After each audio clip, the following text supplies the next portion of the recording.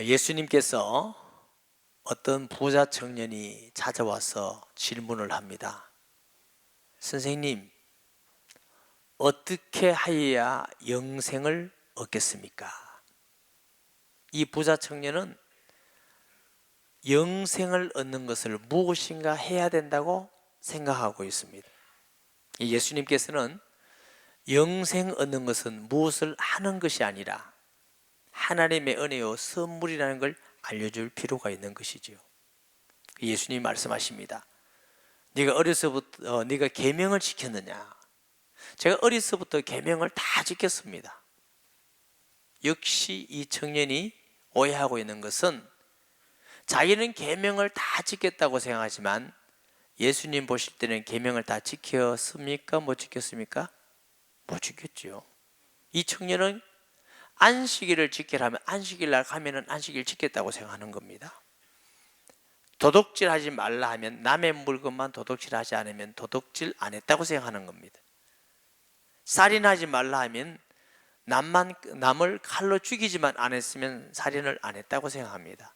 주님의 말씀에는 형제를 미워하는 것이 살인하는 것이라 하셨고, 남의 물건을 탐심하는 것이 도둑질하는 것이라 그랬고, 업력을 품는 자마다 간음함이니라고 말씀하셨습니다. 그런데 이 청년은 그 액면 그대로 자기는 다 지켰다고 생각하는 것입니다.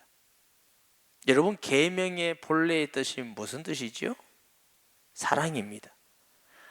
하나님을 사랑하되 내 몸과 마음과 성품을 다하여 사랑하라. 둘째는 그와 같으니 내 이웃을 내 몸과 같이 사랑하라. 이것이 계명을 지키는 것인 줄 믿으시기 바랍니다. 이 청년은 부자로 살면서 똑똑하고 지위도 있으면서 그래도 영생에 대한 관심이 있으니까 상당히 고상한 청년이지요. 근데 오해한 것은 무엇을 해야 된다고 생각하는 것과 자기가 계명을 지켰다는 것입니다. 예수님께서 너 재산을 팔아서 가난한 사람에게 나누어주라. 그 청년이 재산이 많음으로 근심하여 가니라 이렇게 말했습니다. 예수님께서 왜 내 재산을 팔아 나누어주라고 하십니까? 진정한 계명은 이웃을 사랑하는 것이라는 걸 가르쳐주기 위한 것이지요. 그런데 그 청년은 오해하면서 갔습니다. 때로는 우리가 하나님을 믿으면서 나는 하나님을 잘 믿고 말씀도 잘 지키고 나는 죄를 짓지 않고 산다고 할 때가 있습니다. 착각할 때가 얼마나 많은지 몰라요. 이 부자 청년과 같이 제육에 새로운 성도 중에 전혀 예수 믿지 않은 사람도 오고 이사 와서 오는 사람도 있고, 그래서 이제 그 사람들을 제가 뉴라이프라고 해서 요즘은 6주를 제가 강의를 해요. 제가 그분들에게 묻습니다. 하나님은 전능자이고 창조주이고 모든 걸 만드신 분임을 믿는 사람 손들어 하면은 처음 온 분은 손을 잘 안 들어요. 그러나 이사 와서 예수 믿다고 온 분은 다 손을 들어요. 그 다음 제가 말하지요. 예수님은 천녀의 몸에서 태어났다는 걸 믿어지는 사람 손들어 그러면 손든 사람 중에 반만 들어요. 또 맞죠. 하나님은 전능하다는 걸 믿는 사람 손들어 그러면 손들었던 사람 다 든다고요. 예수님이 죽었다가 3일 만에 살아났다는 걸 믿는 사람 손들어 그러면 또 반만 든다고요. 그럼 제가 묻습니다. 그럼 여러분은 뭘 믿습니까? 나는 하나님이 전능하시고 창조주이고 우리를 만들었다는 걸 믿는다고 생각하는데 사실은 안 믿는 겁니다. 생각해 보세요. 하나님이 전능하고 창조자인 것을 믿는 사람이 아무것도 없는 데서 아담과 하와를 만든 사람이 왜 처녀의 몸에서는 아들을 못 낳게 하실 것입니까? 전능하신 하나님이 왜 죽은 자는 못 살릴 것이며 광야에서는 만나를 왜 못 줄 것이며 물고기 2마리 보리도 5개를 5,000명이나 먹이고 왜 12광주를 못 낳게 할 것입니까? 사람들은 늘 믿는다고 생각하면서 안 믿고 있는 게 얼마나 많은지 모릅니다. 사실은 믿음은 복잡하고 많은 게 아닙니다. 하나입니다. 여호와가 천지를 만드신 하나님인 줄 믿으면 성경에 문제될 건 하나도 없습니다. 전능하신 하나님이 천지를 만드신 하나님이 죽은 자를 살리셨다. 그게 뭐가 문제가 됩니까? 홍해가 갈라진 게 뭐가 문제이며 광야에서 먹였다는 게 뭐가 문제이시며 그 전능하신 하나님이 믿는 자에게 영생을 준다는 게 무슨 문제가 되겠습니까? 문제는 거기 있지 않습니다. 하나님을 잘 믿지 않은 데 있습니다. 그러니까 하나님을 안 믿는 데 모든 저주가 오는 것이고 하나님을 두려워하지 않는 데 모든 죄를 짓게 되는 것입니다. 근본의 문제는 하나님과 우리의 관계가 회복되면 하나님을 사랑하게 되고 이웃을 사랑하는 계명을 믿음 안에서 지키는 자가 되는 줄 믿으시기 바랍니다. 9절에 보면 그러면 어떠하냐? 우리는 나았냐? 결코 아니라 유대인이나 헬라인이나 다 죄 아래 있다고 우리가 이미 선언하였느니라. 이방인들은 하나님을 마음에 두기를 싫어해서 각양 범죄와 부패와 타락한 죄를 짓고, 유대인들은 하나님을 믿는다고 하면서 율법을 지킨다고 하면서 실제로는 하나님을 믿지 않고 예수님을 거부하고 율법을 지키지 않고 시기와 질투가 가득하다는 거죠. 그래서 네가 할례를 받고 하나님 말씀을 지키지 않는다면 그 할례가 너에게 무엇이 유익하냐? 만약 이방인들이 할례를 받지 않고 하나님 말씀을 지킨다면 그것이 더 낫지 않겠느냐? 그래서 지난주에는 그러면 유대인의 나음이 무엇이냐? 유대인의 나음은 하나님의 말씀을 받은 것이라고 슬퍼한 줄 믿습니다. 그렇기 때문에 이 율법이라는 건 어떤 사람도 완전하게 지킬 수 있는 사람은 하나도 없어요. 그렇기 때문에 우리 행위나 율법이나 공로로 하나님 앞에 구원받을 수 있는 사람이었기 때문에 모든 사람은 하나님 앞에 죄인인 줄 믿습니다. 10절에 보면 기록된 바 의인은 없나니 하나도 없으며 깨닫는 자도 없고 하나님을 찾는 자도 없고 다 치우쳐 함께 무익하게 되고 선을 행하는 자가 없나니 하나도 없도다. 그들의 목구멍은 열린 무덤이요 그 혀로는 속임을 일삼으며 그 입술에는 독사의 독이 있고 그 입에는 저주와 악독이 가득하고 그 발은 피 흘리는 데 빠른지라. 파멸과 고생이 그 길에 있어 평안기를 알지 못하였고 그들의 눈에는 하나님을 두려워함이 없느니라 함과 같으니라. 하나님을 두려워함이 없는 그것이 근본 문제입니다. 하나님을 두려워함이 없고 하나님 안 믿으니까 하나님 어디 계시냐? 찾는 자도 없습니다. 우리도 다 하나님을 알지 못하고 찾지도 안 하고 치우쳐 내 중심으로 살아왔었고 또 우리의 목구멍은 무덤같이 죽음을 말하고 속임을 말하고 이 세상에서 거짓말 안 하고 살아가는 사람이 있습니까? 거짓말 대회에서 최고 그랑프리는 한 번도 거짓말 안 했다는 사람이랍니다. 요한복음 8장 44절에 마귀의 다른 별명은 거짓의 아비입니다. 평소에는 우리가 진실하게 말하는 것 같다가 내가 불리하면 나도 모르는 사이에 거짓말을 해요.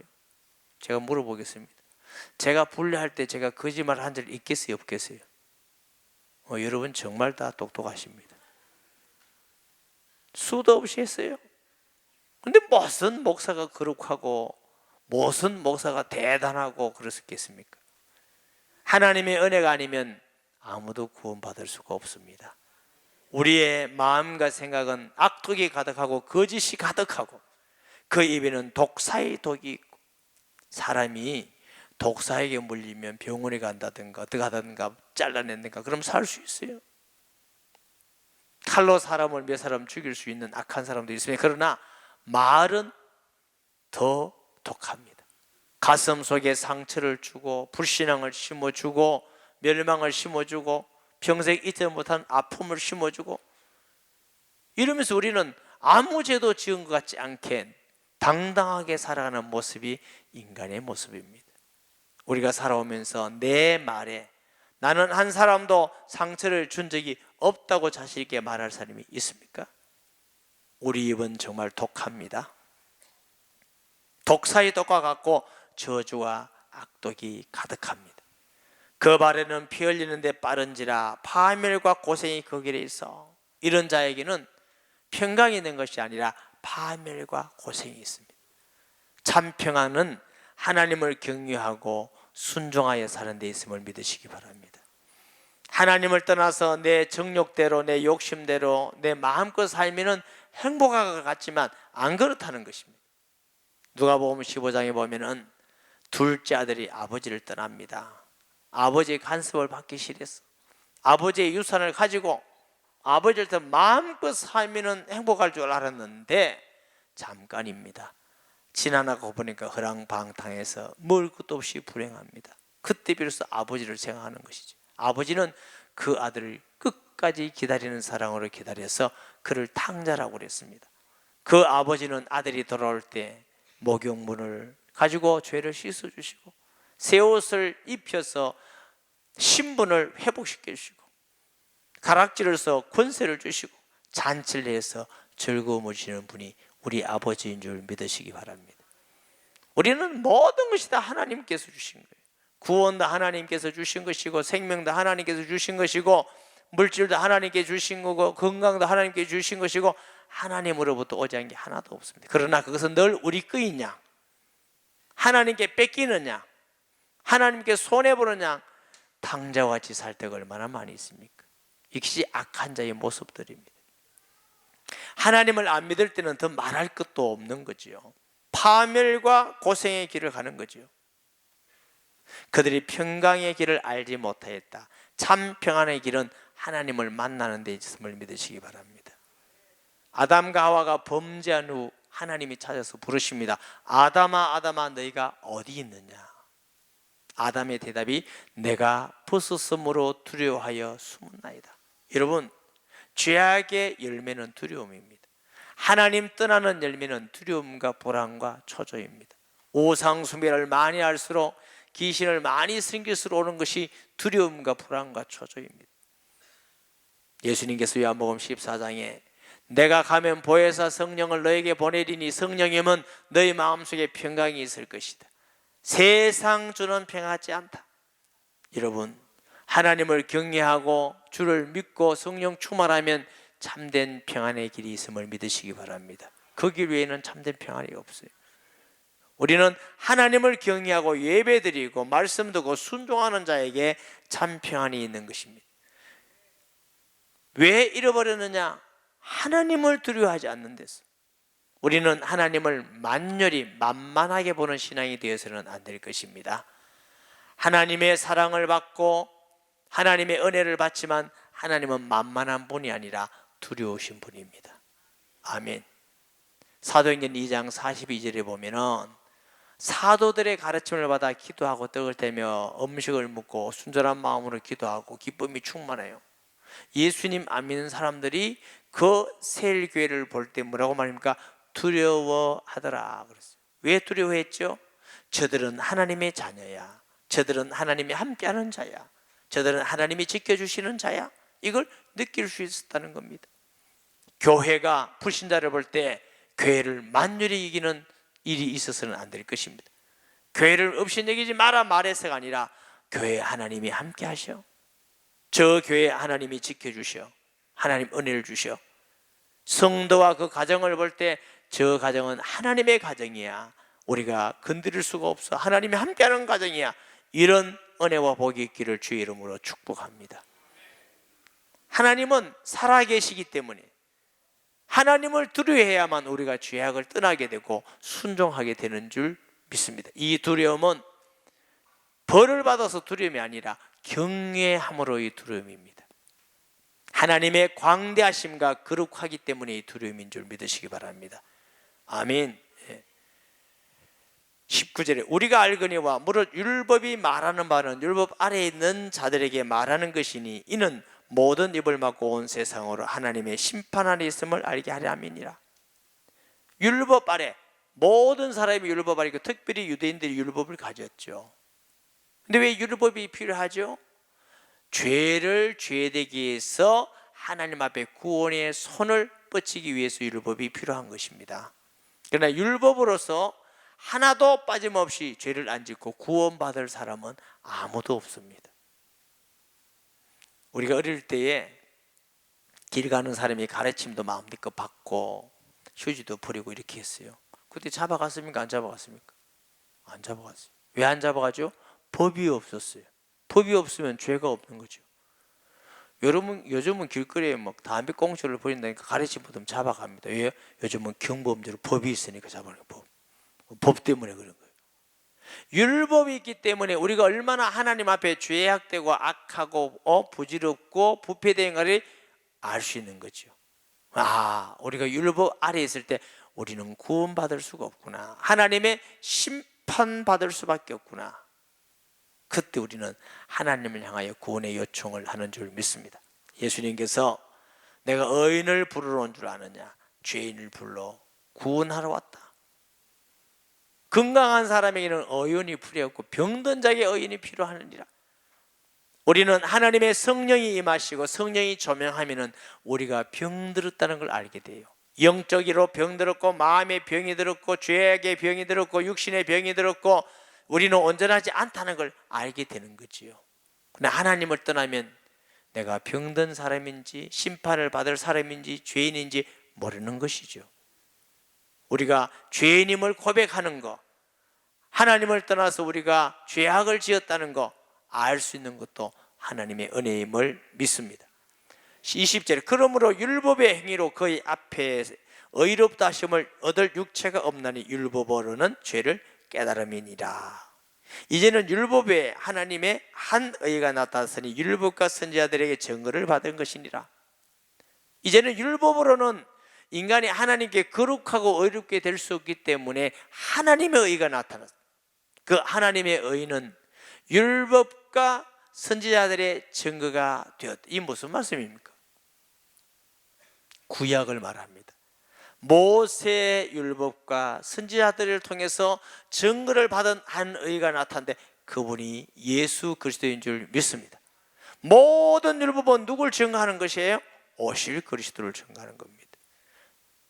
방주에 들어가야만 삽니다. 어떤 사람도 예수 안에 있어야만 구원받습니다. 아멘. 양을 잡아서 피를 뿌리고 속죄제를 드려야 용서받습니다. 그 양은 예수 그리스도를 말합니다. 그 예수 그리스도를 통해서 우리가 구원받을 것을 예표하는 것입니다. 출애굽할 때 양을 잡아서 문설주와 임방에 불을 뿌립니다. 그 집은 재앙이 넘어갑니다. 예수 믿는 사람에게 재앙이 넘어가고 사망 권세가 깨뜨려지고 구원의 역사가 있음을 믿습니다. 그 모든 것은 오실 그리스도를 예표하는 거예요. 하물며 모세 율법이 있기 전 아브라함에게 예수님 말씀하십니다.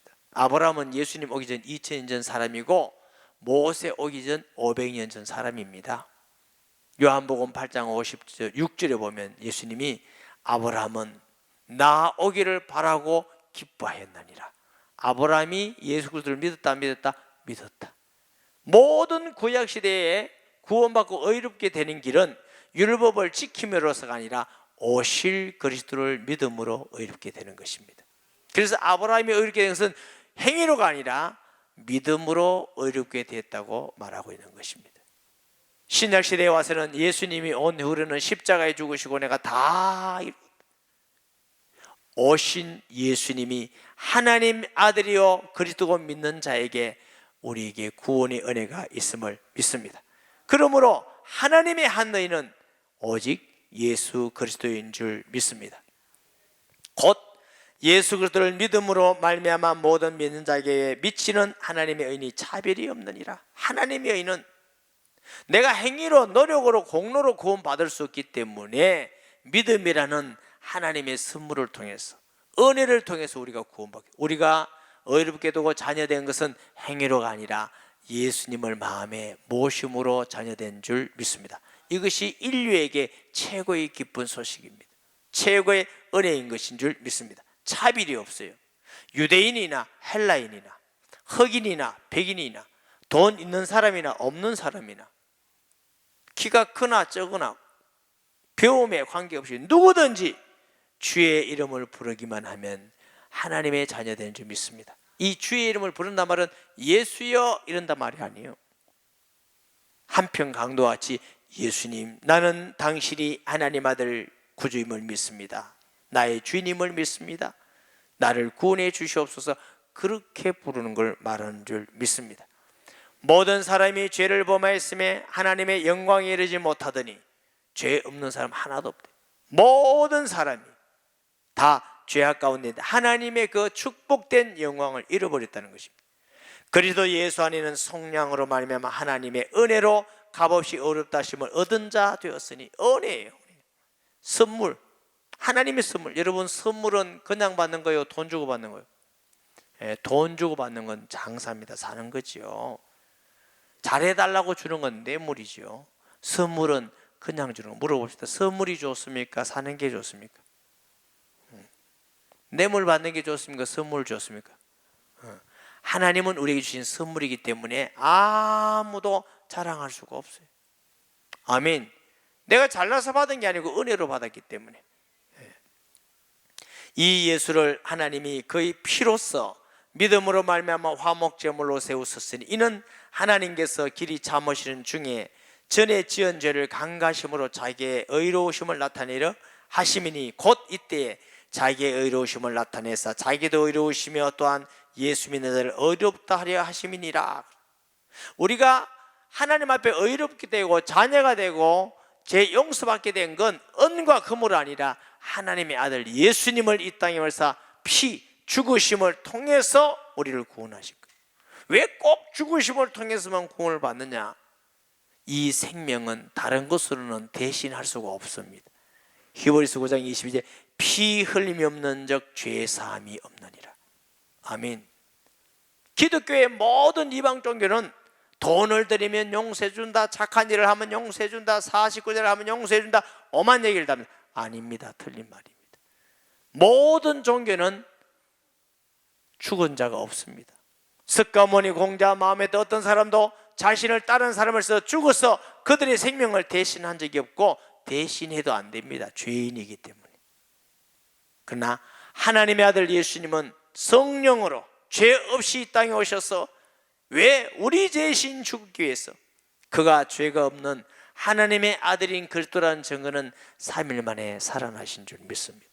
그가 살아나셨기 때문에 지금도 하나님 우편에 계시고 성령으로 우리 안에 계시고 말씀 들을 때 깨달음을 주시고 기도에 응답을 주시고 예수님의 귀신이 떠나가게 하시고 하나님 우리를 지키시고 주님이 계신단 말은 그는 하나님의 아들이요 그리스도라는 증거인 줄 믿습니다. 아멘. 우리 구원이 세상의 돈으로 된 것이 아니라 그리스도의 피로 된 것이다. 생명을 대속해서 우리에게 주신 이 길 외에는 구원받을 길이 없습니다. 그러므로 다른 이름으로서는 구원을 얻을 수 없나니 천하인간의 구원 얻을 만한 다른 이름을 우리에게 주신 일이 없습니다. 여러분, 어떤 일도 구원받는 길은 예수 그리스도 외에는 없는 줄 우리는 확신합니다. 그런데 얘기해 보니까 26절에 하나님도 의롭고 우리도 의롭게 하는 방법이 뭐냐? 십자가 부활이에요. 하나님은 공의로우신데 모든 사람이 다 죄인인 우리를 하나님은 그냥 죄 없다 이렇게 할 수가 없어요. 그럼 하나님은 악한 분이죠. 그래서 하나님이 자기도 의롭고 우리도 의롭게 하는 방법을 희생을 하신 것이죠. 하나님의 아들을 보내사 십자가에 대신 죽으심으로 인간의 모든 죄를 하나님의 공의 앞에 십자가에 도말하시고 또 믿는 자에게 우리에게 은혜를 주신 의롭게 되는 길을 주십니다. 이것이 십자가와 부활의 길인 줄 믿습니다. 옛날에 어떤 예화를 보니까요, 어떤 왕이 그 동네는 거짓말을 너무너무 해요. 그래가지고 왕이 공고를 냈어요. 거짓말 하다가 첫 번째 잡혀, 거짓말인지 도둑인지 모르겠는데 나도 왔다 갔다 하네요. 잡히는 사람은 두 눈을 뽑는다. 근데 어떤 범인이 잡혀가서 잡혀간다 보니까 왕자라, 왕자. 왕이 공고문을 해놨는데 안 뽑으면 됩니까? 왕자라고 봐주면 딴 사람 되겠습니까? 그러면 아무리 그렇지 왕이 또 자기 아들 두 눈을 뽑으면 되겠습니까? 그러나 실천을 해야 되죠. 왕이 저놈의 눈 하나를 뽑아라. 뽑았어요. 둘째로 자기 눈을 하나 탁 뽑았어요. 눈 두 개 나왔잖아. 그 일 후에 그 동네 도둑이 없어졌다는 거예요. 왜냐하면 자기 아들이 그것을 아버지가 대신한 거죠. 죄의 삭선 사망인데, 영적 죽음, 육신 죽음, 지옥, 이게 사망인데 우리를 구원하기 위해서 하나님은 자기의 아들을 대신 죽게 하시고 우리를 구원하신 겁니다. 이 귀한 사랑을 우리가 받은 것이지요. 왜냐하면 노력으로 공로로 구원받을 사람이 없고 우리를 사랑하기 때문에 희생하신 것입니다. 그래서 하나님도 의롭고 우리도 의롭게 하는 방법이기 때문에 27절 그런즉 자랑할 때가 어디냐 있을 수 없느니라. 무슨 법으로냐 행위로냐 아니라 오직 믿음의 법으로니라. 믿는다 말은 내가 믿습니다 말이야. 그분을 나의 구주로 나의 하나님으로 마음에 영접하는 것입니다. 영접하는 자 곧 그 이름을 믿는 자들에게는 하나님의 자녀 되는 권세를 주셨으니 할렐루야. 그러므로 사람이 의롭다 하심을 얻은 것은 율법의 행위에서 있지 아니하고 믿음으로 되는 줄 우리가 인정하노라. 하나님은 다만 유대인의 하나님이냐 또한 이방인의 하나님은 아니시냐 진실로 이방인의 하나님도 되시느니라. 예수 안 믿는 사람들이 하나님을 안 믿는다고 해서 그들이 하나님이 안 되셔요? 안 믿을 뿐이지. 하나님은 한 분이신 여호와밖에 없습니다. 우리의 하나님이시고 이방인의 하나님이시기 때문에 마지막 심판대에는 어떤 사람도 그 앞에 피할 길이 없고 다 심판대 앞에 서게 되는 줄 믿습니다. 할례자도 믿음으로 말미암아 또한 무할례자도 믿음으로 말미암아 의롭다 하실 하나님은 한 분이시니라. 그런데 우리가 믿음으로 말미암아 율법을 파괴하느냐 그럴 수 없느니 도리 율법을 굳게 세우느니라. 저희 선배 목사님들이 저희 어릴 때 설교할 때 이런 설교를 많이 했어요. 여러분 안식일을 지키시기 바랍니다. 그래서 복을 받으세요. 안식일 안 지키고 놀러 가다가 다리가 부러졌습니다. 이런 거 많이 했어요. 여러분 11조를 드리세요. 11조 안 드리다가 사업 망했습니다. 그 후에 회개하고 또 하나님 채워줬습니다. 이것을 설교하고. 여러분 뭐 그럴 수도 있겠지만 그렇게 믿으면 안 됩니다. 우리가 주의를 지키는 것은 우리가 망하고 아프지 않게 해서 지키는 것이 아니라 하나님의 구원의 은혜가 너무 감사해서 기쁨으로 지키는 거예요. 자, 우리 장로님 두 분이 계시는데 일부러입니다. 저기 황 장로님은 맏아들이고요, 김 장로님은 둘째 아들인데 제가 돈이 엄청 많게 생겼죠. 엄청 큰 부자예요. 맏아들은 저한테 굉장히 잘해요. 아버지 그거 막 하는데 속에는 뭐냐면 제 영감 빨리 죽으면 유산 많이 받아야지 이 생각 가지고 빨리 하는 거예요. 그럼 사실은 아버지에게 하는데 아버지를 위한 거예요, 자기를 위한 거예요? 똑똑하시네. 자기를 위한 거예요. 둘째 아들은 아버지가 낳아주시고 키워주시고 공부시켜주시고 하는 게 너무 고마워. 아버지 사랑을 받는 게 너무 감사해서 아버지를 기쁘게 하기 위해서 효도를 다해요. 아시겠죠? 큰 아들과 같이 하는 건 율법이고 종교생활입니다. 왜냐하면 자기를 위한 것이죠. 아버지에 대한 감격과 감동이 하나도 없습니다. 둘째 아들과 같이 하는 게 신앙생활입니다. 여러분은 어느 쪽입니까? 알았어요. 첫째 아들 됐다가 둘째 아들 됐다가 왔다 갔다 하죠. 그러니까 신앙생활 했다가 종교생활 했다가 왔다 갔다 하는 거죠. 여러분 모든 종교는 큰아들과 같이 합니다. 내가 복받기 위해서, 내가 좋게 가기 위해서, 뭐 하기 위해서. 우리 기독교 신앙은 그것이 아닙니다. 이미 우리가 죄인 되었을 때, 자격 없고 가치 없을 때에 하나님이 우리를 사랑하사 그의 아들을 십자가에 죽기까지 우리를 구원해 놨어요. 이 구원의 은혜를 생각할 때마다 너무 감사해서 하나님을 기쁘게 하기 위해서 예배드리는 거예요. 하나님이 모든 걸 주신 게 너무 감사해서 순종하고 기쁨으로 11조를 드리는 거예요. 내가 너무 감사해서 주인님의 일을 하는 거예요. 세상에 살 때 주의 이름 때문에 사회생활할 때 직장생활할 때 내가 선하게 사는 거예요. 하나님은 이런 자에게 하나님의 더 큰 은혜와 응답과 복을 주심을 믿으시기 바랍니다. 먼저 그 나라와 의를 가라 그리하면 이 모든 것을 내게 다 하시리라. 모든 것 때문에 하는 게 아니라 하나님의 은혜 때문에 하는 성도에게 하나님의 말씀을 이루시고 기도에 응답하시고 지키시고 말씀이 성취되는 것입니다. 바꾸셔야 됩니다. 아멘. 예배를 기쁨으로 감격하는 마음으로, 왜 내가 예배를 드려야 될 것인가, 은혜가 어떤가 깊이 생각하셔야 돼요. 내가 벌은 돈이 아니라 모든 것이 하나님이 주셔서 너무 감사해서 내가 온전하게 11조를 드립니다. 내가 주님 앞에 기쁨으로 봉사하고 이 복음이 너무 귀해서 내가 전도하고 이것이 너무 귀해서 성도를 사랑하고 때로는 부족한 것 사람을 위해서 용납하고 덮어주고 기도하는 것, 이것이 신앙생활입니다. 그렇기 때문에 내가 억지로 율법을 지키려면 부자 청년같이 잘 못 지킬 수가 있죠. 그러나 은혜로 지킨 사람은 오히려 율법을 세워나가는 줄 믿으시기 바랍니다. 이런 성숙한 그리스도인 되기를 주의 이름으로 축복합니다.